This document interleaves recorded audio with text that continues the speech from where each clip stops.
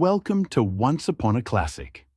Today we invite you to experience Jonathan Swift's timeless satire, A Modest Proposal, in a whole new way. This video pairs a full, unabridged narration with evocative illustrations that bring Swift's razor-sharp wit to life. Settle in, let the art and the words carry you, and immerse yourself in this unforgettable piece of literature. If you enjoy this presentation, please like the video, leave a comment with your thoughts, and subscribe so you will be notified when our next classic arrives. A Modest Proposal for Preventing the Children of Poor People in Ireland from being a burden on their parents or country and for making them beneficial to the public. By Dr. Jonathan Swift, 1729.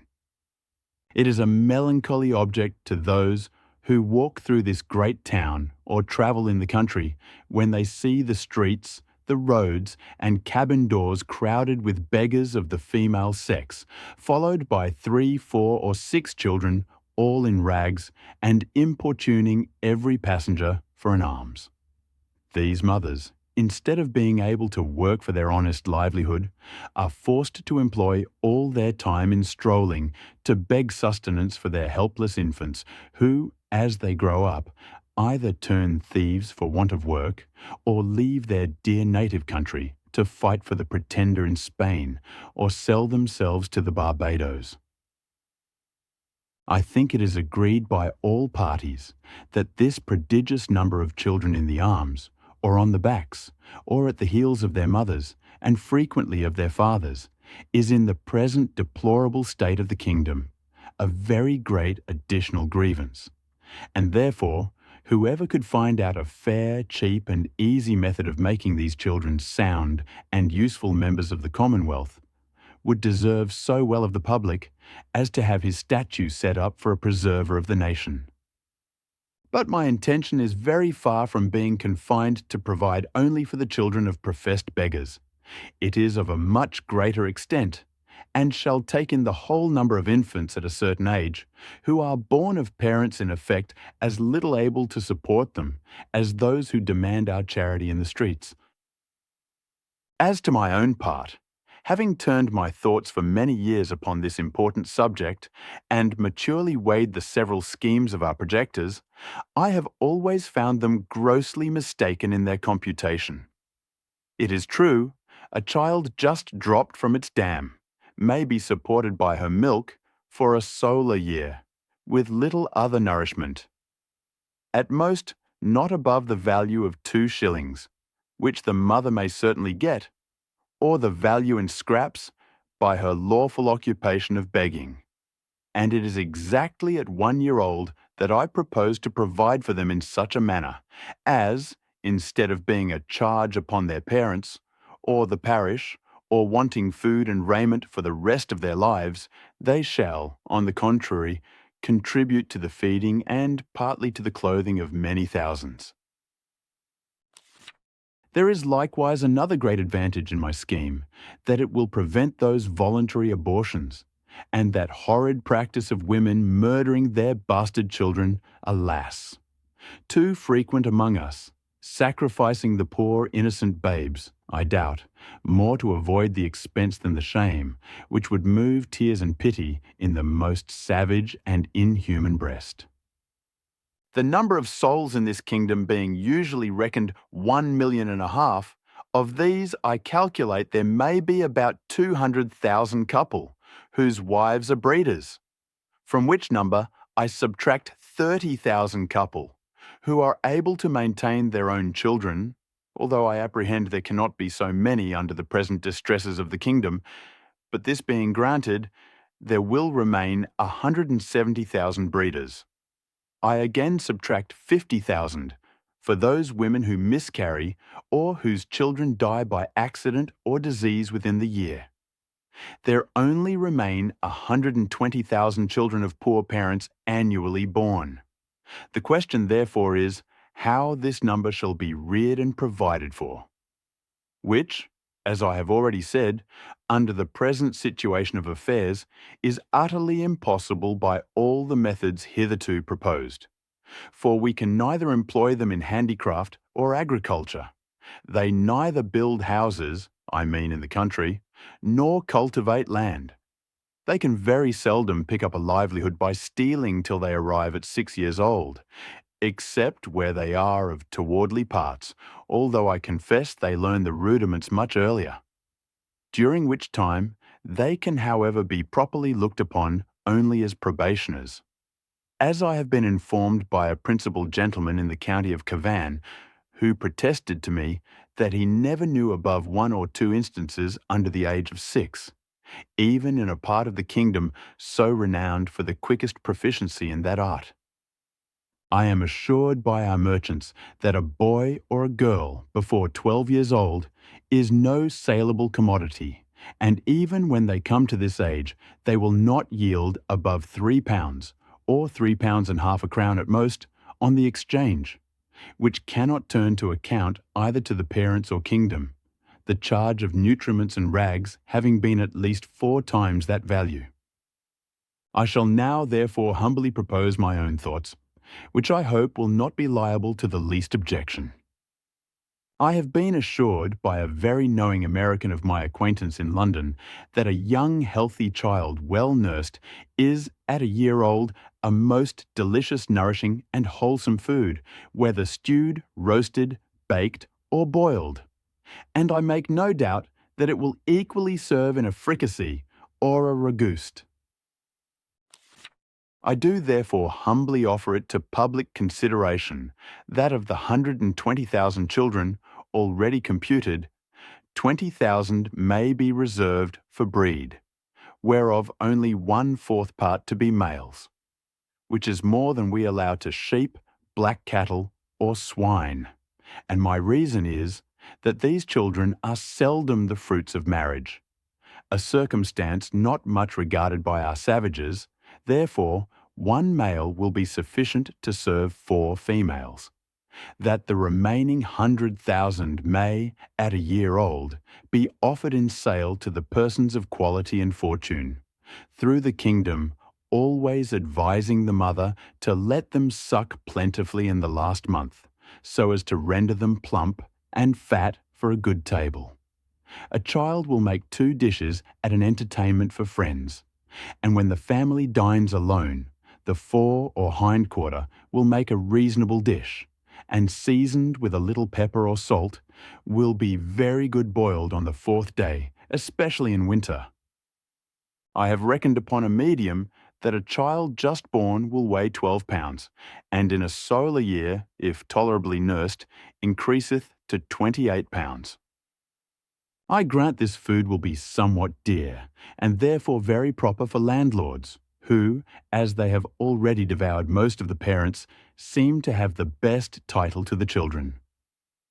Infant's flesh will be in season throughout the year, but more plentiful in March and a little before and after. For we are told by a grave author, an eminent French physician, that fish being a prolific diet, there are more children born in Roman Catholic countries about 9 months after Lent than at any other season.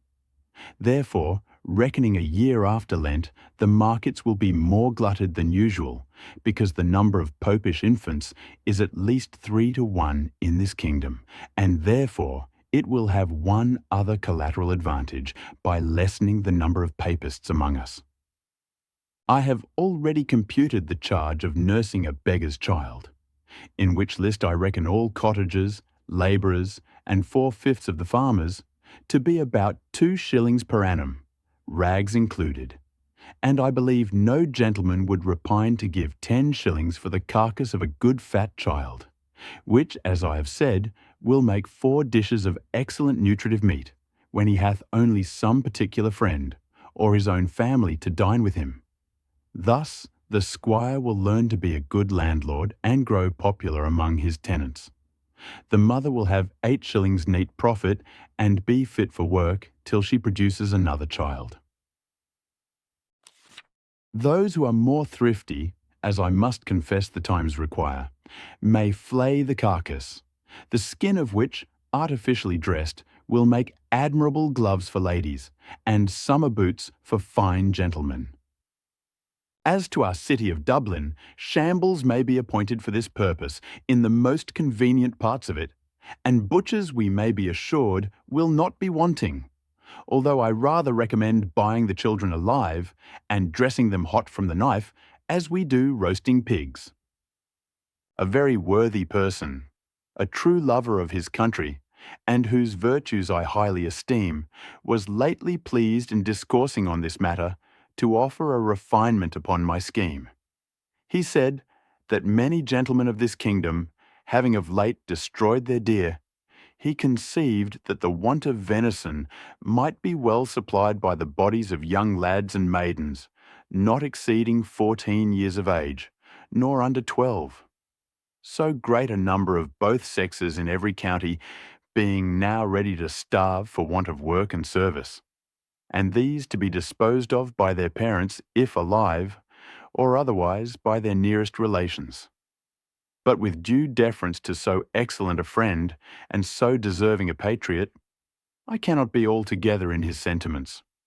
For as to the males, my American acquaintance assured me from frequent experience that their flesh was generally tough and lean, like that of our schoolboys, by continual exercise, and their taste disagreeable, and to fatten them would not answer the charge. Then, as to the females, it would, I think with humble submission, be a loss to the public, because they soon would become breeders themselves. And besides, it is not improbable that some scrupulous people might be apt to censure such a practice, although indeed very unjustly, as a little bordering upon cruelty, which I confess hath always been with me the strongest objection against any project, how well soever intended. But in order to justify my friend, he confessed that this expedient was put into his head by the famous Salmanazar, a native of the island Formosa, who came from thence to London above 20 years ago, and in conversation told my friend that in his country, when any young person happened to be put to death, the executioner sold the carcass to persons of quality as a prime dainty, and that, in his time, the body of a plump girl of 15, who was crucified for an attempt to poison the emperor, was sold to His Imperial Majesty's Prime Minister of State and other great mandarins of the court in joints from the gibbet at 400 crowns. Neither indeed can I deny that if the same use were made of several plump young girls in this town, who without one single groat to their fortunes cannot stir abroad without a chair, and appear at a playhouse and assemblies in foreign fineries which they never will pay for, the kingdom would not be the worse. Some persons of a desponding spirit are in great concern about that vast number of poor people who are aged, diseased, or maimed, and I have been desired to employ my thoughts what course may be taken to ease the nation of so grievous an encumbrance. But I am not in the least pain upon that matter, because it is very well known that they are every day dying and rotting by cold and famine, and filth and vermin, as fast as can be reasonably expected. And as to the young labourers, they are now in almost as hopeful a condition. They cannot get work, and consequently pine away from want of nourishment, to a degree that if at any time they are accidentally hired to common labour, they have not strength to perform it, and thus the country and themselves are happily delivered from the evils to come. I have too long digressed, and therefore shall return to my subject. I think the advantages by the proposal which I have made are obvious and many, as well as of the highest importance. For first, as I have already observed, it would greatly lessen the number of papists, with whom we are yearly overrun, being the principal breeders of the nation, as well as our most dangerous enemies, and who stay at home on purpose with a design to deliver the kingdom to the Pretender, hoping to take their advantage by the absence of so many good Protestants, who have chosen rather to leave their country than stay at home and pay tithes against their conscience to an episcopal curate. Secondly, the poorer tenants will have something valuable of their own, which by law may be made liable to a distress, and help to pay their landlord's rent, their corn and cattle being already seized, and money a thing unknown. Thirdly, whereas the maintenance of 100,000 children, from 2 years old and upwards, cannot be computed at less than 10 shillings apiece per annum, the nation's stock will be thereby increased £50,000 per annum, besides the profit of a new dish, introduced to the tables of all gentlemen of fortune in the kingdom, who have any refinement in taste. And the money will circulate among ourselves, the goods being entirely of our own growth and manufacture. Fourthly, the constant breeders, besides the gain of 8 shillings sterling per annum by the sale of their children, will be rid of the charge of maintaining them after the first year. Fifthly, this food would likewise bring great custom to taverns, where the vintners will certainly be so prudent as to procure the best receipts for dressing it to perfection, and consequently have their houses frequented by all the fine gentlemen who justly value themselves upon their knowledge in good eating. And a skilful cook, who understands how to oblige his guests, will contrive to make it as expensive as they please. Sixthly, this would be a great inducement to marriage, which all wise nations have either encouraged by rewards or enforced by laws and penalties. It would increase the care and tenderness of mothers towards their children, when they were sure of a settlement for life to the poor babes, provided in some sort by the public, to their annual profit instead of expense. We should soon see an honest emulation among the married women. Which of them could bring the fattest child to the market? Men would become as fond of their wives during the time of their pregnancy as they are now of their mares in foal, their cows in calf, or sows when they are ready to farrow, nor offer to beat or kick them, as is too frequent a practice, for fear of a miscarriage. Many other advantages might be enumerated. For instance, the addition of some 1,000 carcasses in our exportation of barrelled beef, the propagation of swine's flesh, and improvement in the art of making good bacon, so much wanted among us by the great destruction of pigs, too frequent at our tables, which are no way comparable in taste or magnificence to a well-grown fat yearling child, which roasted whole will make a considerable figure at a Lord Mayor's feast or any other public entertainment. But this, and many others I omit, being studious of brevity. Supposing that 1,000 families in this city would be constant customers for infants' flesh, besides others who might have it at merry meetings, particularly at weddings and christenings, I compute that Dublin would take off annually about 20,000 carcasses, and the rest of the kingdom, where probably they will be sold somewhat cheaper, the remaining 80,000. I can think of no one objection that will possibly be raised against this proposal, unless it should be urged that the number of people will be thereby much lessened in the kingdom. This I freely own, and was indeed one principal design in offering it to the world.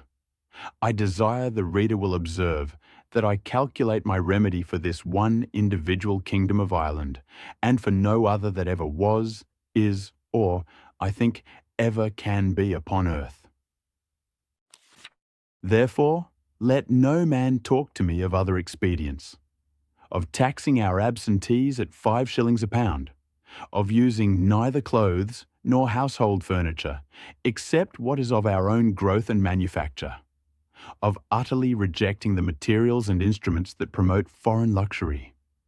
of curing the expensiveness of pride, vanity, idleness, and gaming in our women,